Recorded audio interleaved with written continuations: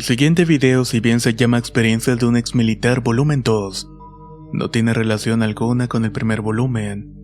Estas son anécdotas pertenecientes a Octavio Baltazar, quien nos cuenta una serie de vivencias en el ejército desde 1973 hasta 1978. Espero que sean de su agrado. Caballería Fantasma.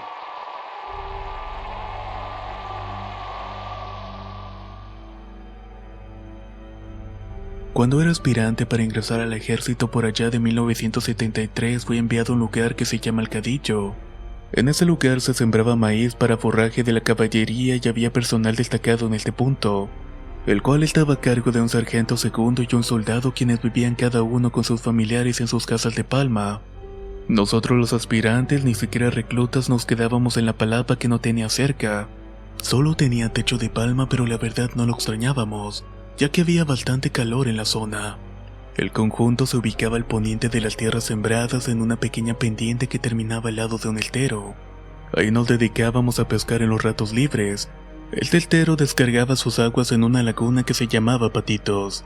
Era el mes de mayo con el calor característico de esas fechas. Recuerdo que un camarada me enseñó a hacer catres con horquetas y varas del monte para no dormir en el suelo, y la verdad es que se descansaba muy cómodamente. Construí mi pequeña cama sobre el lado oriente de la palapa, lo que me permitía contemplar la pendiente suave que hacía la ladera, la cual estaba cubierta de huizachas, y la zona del estero me quedaba como unos 100 metros de donde estaba durmiendo. Una noche la luna llena estaba brillando con todo su esplendor, algo que se contempla con gran admiración, ya que no existe ninguna luminosidad que lo impida como en la ciudad. Recuerdo que me despertó una ligera brisa al filo de las 2 de la mañana, y ahí escuché un murmullo. Miraba hacia el estero cuando sobre la zona norte, donde existía el vado que permitía el cruce, vi que empezaban a cruzar jinetes en sus caballos, los cuales se iban lanzando a todo galope. Lo primero que se me vino a la mente fue que un regimiento estaba haciendo maniobras en la noche, pero al observar más detenidamente vi que los jinetes vestían ropas diferentes. Eran viejas y de tipo campirano y nada que ver con el uniforme del ejército. Otra cosa que me llamó la atención fue la neblina que los acompañaba. Tardaron un rato en pasar toda la columna, pero esto no era real, ya que uno de mis compañeros habló y dijo: "Esos son los jinetes fantasmas de la revolución". Me quedé perplejo y recordé que en esa zona se había llevado una de las batallas más sangrientas de ese tiempo, la famosa batalla de Ébano. Me pregunto si esos jinetes seguirán penando.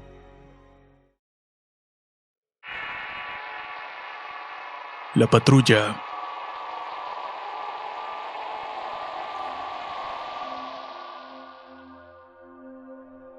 Esto sucedió en el altiplano potosino 1973.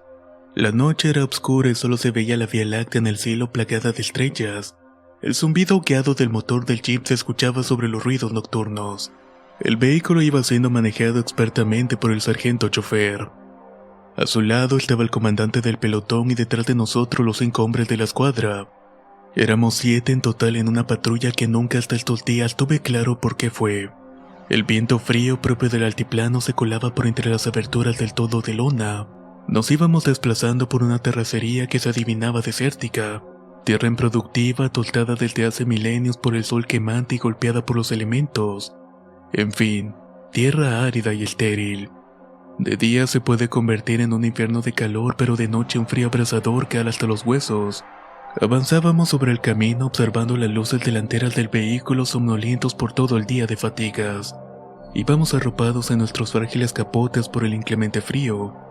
El vehículo trazó un arco con sus luces al dar vuelta en una curva del camino, donde al costado se observaban 2 casas de adobe separadas una de la otra unos 20 metros, cuando de pronto vimos algo irreal. En ese momento nuestros cerebros no lograron identificar, pero el chofer se detuvo de golpe. Se escuchó la caja de cambios poner la reversa e inició el movimiento invertido del vehículo, iluminando el espacio que ya habíamos pasado, y esto terminó por alertarnos. Cuando el arco de la luz ilumina el terreno entre ambas casas, vemos algo increíble. Era una viejita que iba corriendo a una gran velocidad tratando de ocultarse de la luz del vehículo. En ese momento el chofer hace alto y, como impulsados por un resorte, saltamos del vehículo. Bajo las imprecaciones del chofer, que dijo que esa desgraciada ya estaba haciendo de las suyas, al tiempo saca un machete que llevaba a un lado de su asiento. En ese momento vemos salir una guajolota de un tamaño fuera de lo normal. El sargento chofer la toma y le corta las patas a la altura de los codillos, sin dejar de maldecir arrojándola hasta el descampado. Luego de esto abordó el vehículo. Hicimos lo mismo y nos largamos de ahí sin hacer comentario alguno. Y como buenos soldados nos olvidamos del asunto. Al filo de las 10 de la mañana de ese día desandamos el camino que habíamos seguido la noche anterior. Ya con luz el panorama se veía totalmente diferente. Vimos que había más casas y más poblados y al pasar por la zona unas personas nos hicieron señas. Nos detuvimos y luego informaron a mi sargento que una vecina había amanecido sin piernas, que ésta se había desangrado y que había fallecido. Cuando escuchamos esto yo sentí un escalofrío que recorrió toda mi espalda. El sargento les comentó que en cuanto tuviéramos comunicación se solicitaría el envío de alguna autoridad. Nadie comentó el incidente, pero sabíamos que habíamos visto una bruja. Al despuntar el alba había vuelto a su forma original pero no sobrevivió. Por eso la noche encierra muchos misterios. Y aún así yo jamás he vuelto a caminar por esos lugares. Y mi piel se eriza de tan solo recordar eso que pasó hace más de 40 años atrás.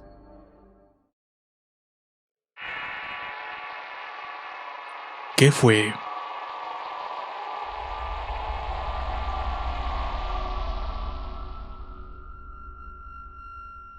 El mes de noviembre del año 1973. Me encontraba en la Huasteca Potosina prestando mi servicio en el 5º Regimiento de Caballería. Me tocaba hacer la guardia nocturna en un puesto donde se ubica el depósito de armas. Era la temporada donde inician los frentes fríos y provocan el viento del norte. Hablo de ese frío antes de iniciar el invierno. La neblina comenzó a cubrirlo todo con su manto espeso y la visibilidad bajó menos de 3 metros. El frío empezó a calarme a pesar de que llevaba un abrigo puesto. Pero no era el frío del ambiente. Era un frío como de un temor de algo que no es normal y que va a ocurrir. Me muevo hacia la sombra de un gran y añejo árbol de grandes hojas anchas y me cobijo debajo de él. El color de mi uniforme ayuda a mimetizar mi figura, y también me oculta de cualquier posible observador. Aparte de esto también me da cobijo, y de pronto comienza el aullido de unos perros. Primero bajo, muy bajo, pero después fueron aumentando su intensidad. Sentí que un escalofrío subía por la espalda hacia mi nuca. Yo mantengo mi arma empuñada en un acto reflejo de defensa como esperando algo. Mi compañero más cercano se encuentra a 50 metros de mi posición pero la niebla impide la visión. Para esto eran las 2 de la mañana y faltaba mucho para que viniera mi relevo. Y de pronto allí estaban. La sangre se congela al escucharlo y no se puede adivinar de dónde procede el sonido. Es un grito que inicia poco a poco hasta volverse audible. Algo que no es de este mundo y que es totalmente real.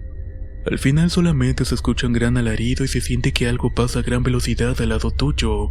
Y poco después se genera un caos total. Gritos de alarma en todos los centinelas y todo el dispositivo de seguridad del cuartel entra en acción. Me envían refuerzos, cubrimos nuestro lugar en los 4 puntos cardinales. Los oficiales y sargentos desesperados giran una gran cantidad de órdenes. Pero al final nunca se descubrió qué fue lo que pasó. Únicamente nos queda una sensación irreal en todos nosotros. Éramos más de 50 hombres y nos sentíamos desprotegidos. No supimos cómo defendernos de algo que no existe. Aún al día de hoy la pregunta sigue siendo: ¿qué fue lo que pasó esa noche?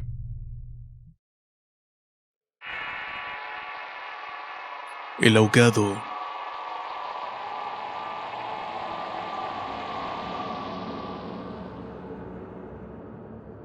A mediados de 1974, estando activo en el destacamento de caballería con base en la Huasteca Potosina, a mi unidad le fue asignada la intervención de un rancho ganadero a orillas de lo que muchos conocen como el río Moctezuma. Llegamos al filo de las 600 horas desplegándonos en los potreros. A nuestra sección nos tocó cruzar a nado el citado río, y a una determinada hora arribamos donde se ubicaba la casa y toda la estructura del rancho. El calor estaba arriba de los 40 grados y era sofocante. Durante el resto del día fuimos tomando posesiones alrededor de los potreros. Nos terminó tocando un compañero y a mí junto a una zona del abrevadero junto al río. Ahí nos guarecimos bajo un árbol que curiosamente parecía una sombrilla. En este sitio el ganado estaba sombreando y en el lugar nos dio la tarde. Era una noche de luna llena, por lo cual era muy adecuado estar bajo la sombra de un árbol que nos cobijaba. El calor, aunque había disminuido, todavía era un poco intenso. Señal que de pronto llegaría la lluvia, pero no había ninguna brisa que ayudara a refrescarnos. A 20 metros de nosotros se encontraba el río Moctezuma. Sobre la orilla se apreciaba un seto de monte de aproximadamente unos 20 metros de largo, que cubría todo el borde de la orilla hasta la zona donde el ganado se acercaba a brevar en el río.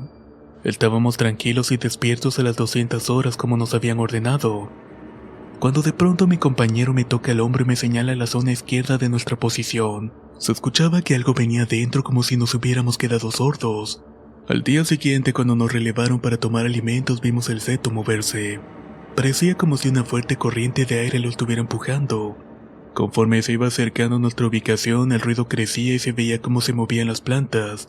Instintivamente me tendí el pecho a tierra colocando mi fusil ametrallador en posición de hacer fuego. Mi compañero me imitó y notamos que el ruido entre el monte pasó frente a nosotros, y en el claro del abrevadero esperamos a ver si salía algo.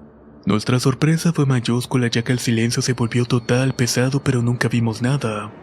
Poco después tuvimos la oportunidad de platicar con uno de los vaqueros del rancho, y este nos comentó que en esa zona aparece el ahogado, y que lo que habíamos escuchado posiblemente fue eso, que no era la primera vez que lo habían escuchado pero nadie lo ha visto. Han pasado más de 40 años de este evento y el rancho aún existe en la actualidad. Me pregunto si aún se escuchará el paso del ahogado.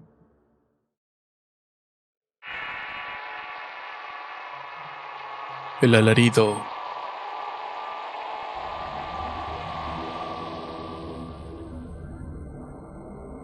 Ya a mediados de 1976, cierta ocasión el mando de mi regimiento de caballería giró la orden de que nos acuartelara en virtud de que saldríamos de maniobras, así también para un entrenamiento táctico de combate, por lo que todo el regimiento preparamos el armamento, material, caballos, monturas y todo el equipo de combate que emplearíamos en estas actividades, ya que normalmente nos llevarían un mes en promedio.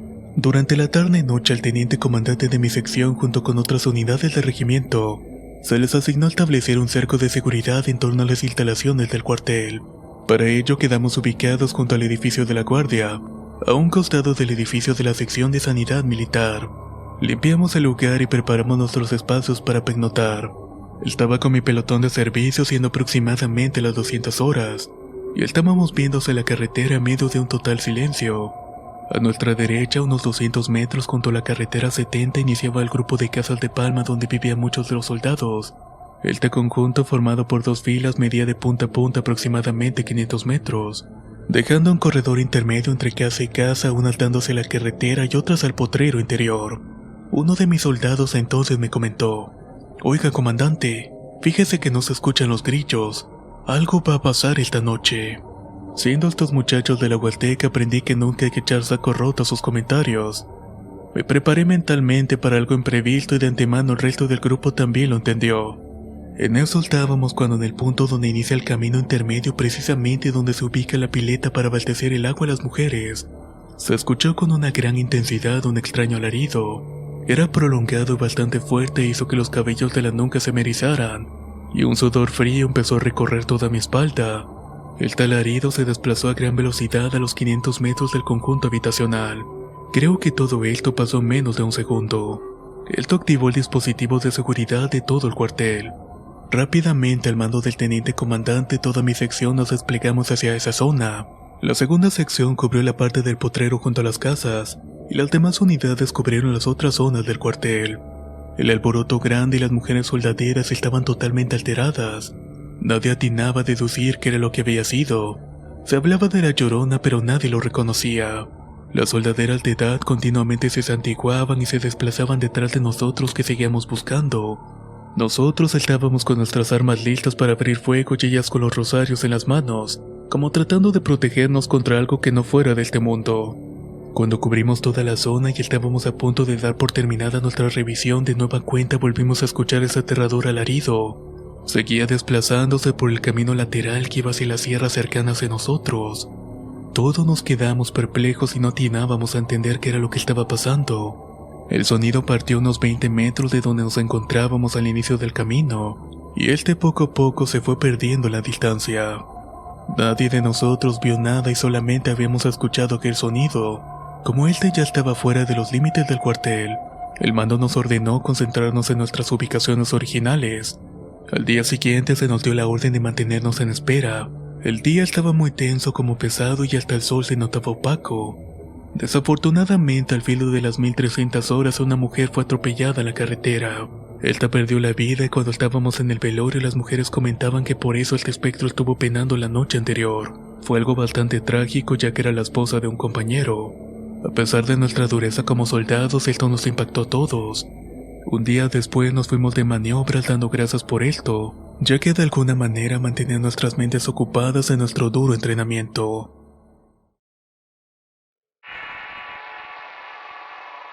Miedo colectivo.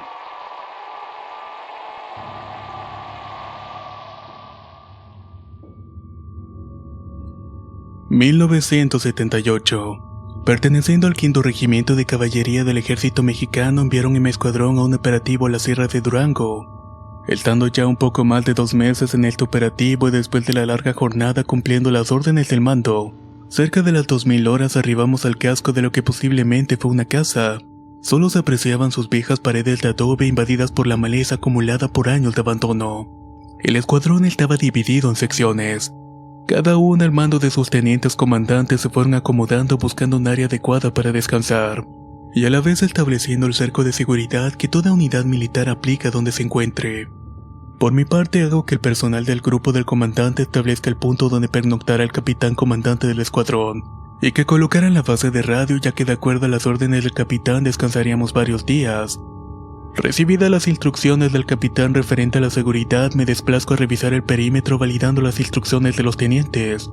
El clima se sentía agradable y era inicio de verano, y sobre todo la Sierra Madre era casi disfrutable el recorrido. La claridad era excelente, ya que en ese tiempo oscurecía tarde. Giré algunas instrucciones a los pelotones de guardia y regresé a informar al capitán. Establecí la guardia para el grupo de comando y fiel a mi costumbre busqué mi lugar para pernoctar adecuadamente. Empecé a cavar mi hoyo para estar protegido por la tierra y mi segundo también participó a preparar el alojamiento, y después de un frugal alimento obtenido de nuestras raciones nos dispusimos a dormir. Al filo de las 200 horas me desperté porque se escuchó alerta en la zona de la primera sección. Ahí escuché que las voces no eran normales. Procedí a levantarme y me desplacé hacia el lugar donde se encuentra ubicado este puesto de guardia. Cuando arribé a este ya se encontraba el teniente comandante de la sección. Le hice el saludo y me comentó que aparentemente los elementos de guardia observaron un movimiento de personas armadas, por lo cual habían activado la alerta. Rápidamente me desplacé a los puntos de guardia de la segunda y tercera secciones para ver novedades, los cuales se encontraban alertas pero ellos no habían observado nada. Regresé a mi puesto en el grupo del comando donde el capitán estaba despierto y le informé las novedades. Enseguida el teniente comandante de la primera sección también arribó. Él le ratificó las novedades que yo ya le había informado. Se dio la orden de reforzar los perímetros de guardia en espera de algún ataque de grupos subversivos, ya que en los años 70 abundaban en el país y atacaban a las tropas del ejército, pero el resto de la noche pasó sin novedad alguna. Durante la mañana siguiente arribó un helicóptero con personal de la cocina de campaña y sanidad militar, lo que nos dio una idea de que permaneceríamos un buen tiempo de base en este lugar. Procedí a abrir los campos de tiro dando instrucciones a los soldados para que los frentes fueran desmontando hasta una distancia de 100 metros. Todo esto alrededor del perímetro del campamento. Dejamos como referencia las ruinas abandonadas, las cuales se limpiaron de la maleza. Todo esto se hizo durante el día. Además se excavaron trincheras y se mejoró el alojamiento, dejando la cocina, sanidad militar y transmisiones en el centro del pequeño complejo que habíamos creado. Durante las noches se establecieron de nuevo las guardias y ya había más confianza, además de que esa noche hubo luna llena, y ya por lo agotado de la jornada me dispuse a dormir. Pero nuevamente, como eso de las 200 horas, se escucharon gritos de alerta. Rápidamente me levanto, tomo mi arma y me desplazo hacia donde se escuchaban los gritos. Al arribar veo que el sargento comandante de pelotón estaba atendiendo a un soldado que de primera instancia pensé que estaba herido, pero al acercarme vi que estaba en estado catatónico. Tenía los ojos en blanco y estaba totalmente ido. Le pregunté al sargento qué había pasado y me informa que gritó porque supuestamente vio una tropa pasando cerca de su puesto de guardia, y que esta tropa se le vino encima por lo que abandonó su puesto corriendo hacia donde estaba el sargento, y ahí se terminó desplomando lleno de terror. Tomé 11 hombres y recorrí todo el perímetro pegados al bosque revisando, pero no encontramos nada. Este soldado no se recuperó y solicitamos su traslado al hospital militar al día siguiente en helicóptero. A la noche siguiente, a la misma hora, volví a escuchar un grito aterrador e inclusive alguien abrió fuego. Eso realmente activó la alarma en nuestro improvisado cuartel. Rápidamente todo el personal se apresuró para un enfrentamiento. Arribamos al punto tanto el capitán como quien está relatando esto, y se recibió el informe del teniente de que vieron una tropa armada en posición de ataque. Esto hizo que los soldados en sus puestos se pusieran nerviosos, pero de un momento a otro ya no se veía nada. Esto preocupó al capitán y reunió 3 tenientes y nuestro grupo de comando para evaluar la situación.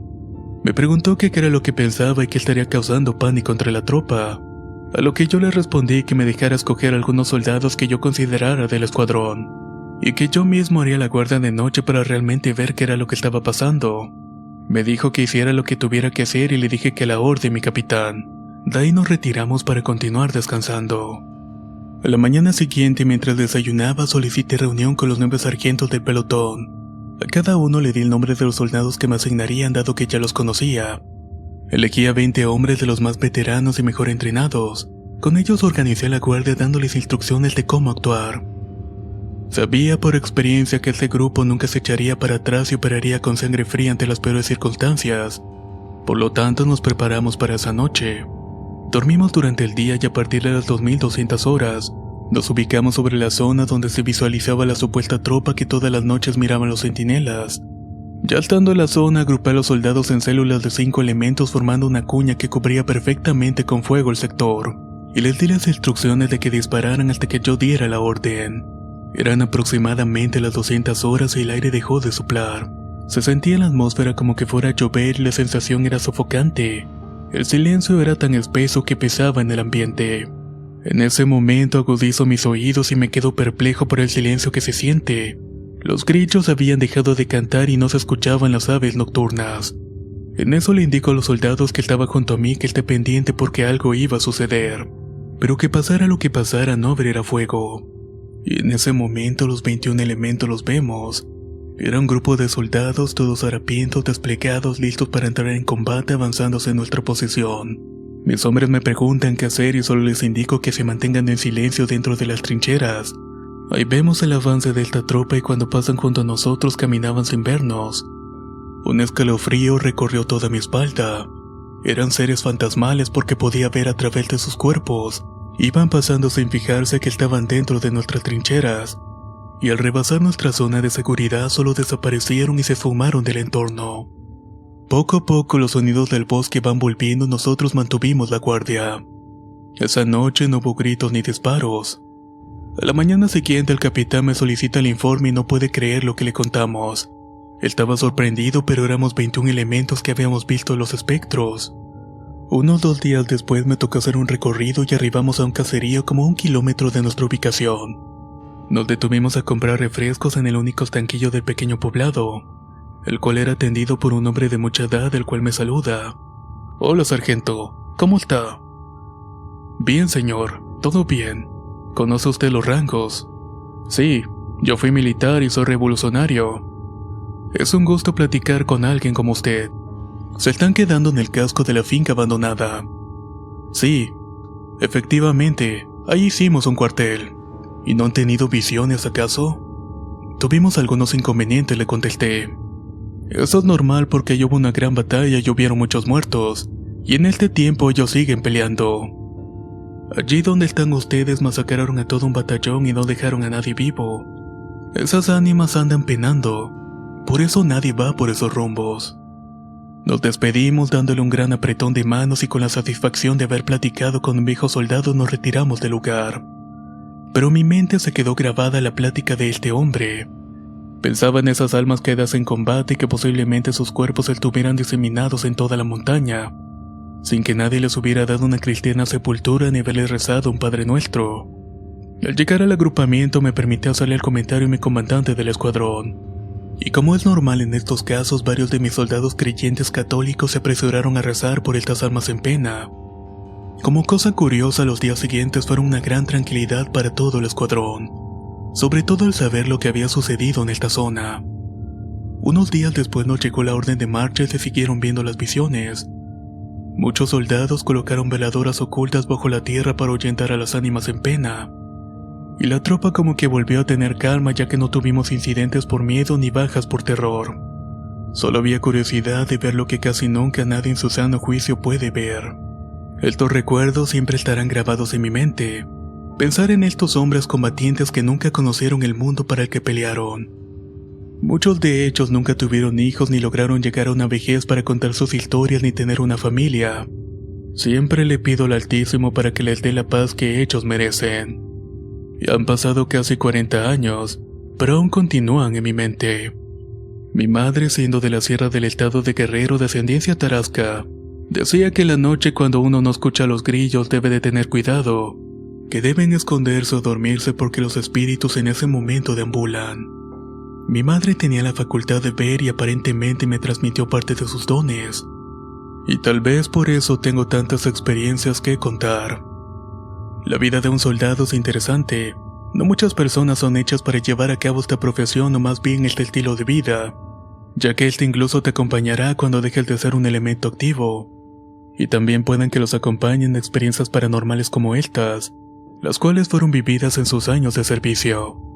Nos escuchamos en el próximo video.